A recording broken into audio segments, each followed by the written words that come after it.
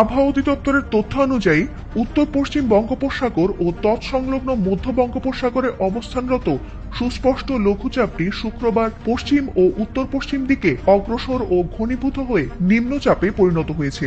এটি শনিবার সকাল 6টায় দক্ষিণ উড়িষ্যা ও উত্তর অন্ধ্রপ্রদেশ উপকূল অতিক্রম করেছে। নিম্নচাপটি বর্তমানে দক্ষিণ উড়িষ্যা ও তৎসংলগ্ন এলাকায় স্থল নিম্নচাপ হিসেবে অবস্থান করছে। এর মধ্যে প্রতিদিন দেশের বিভিন্ন অঞ্চলে বৃষ্টিপাতের সম্ভাবনা জানানো হয়েছে। তাপমাত্রার দিক থেকেও সামান্য পরিবর্তন আসতে পারে। আগামী 3 দিন তাপমাত্রা প্রায় অপরিবর্তিত থাকলেও সপ্তাহের মাঝামাঝি সামান্য পরিমাণে হ্রাস পেতে পারে। তবে বৃহস্পতিবারের পর দিন ও রাতের তাপমাত্রায় ভিন্নতা দেখা দিতে পারে।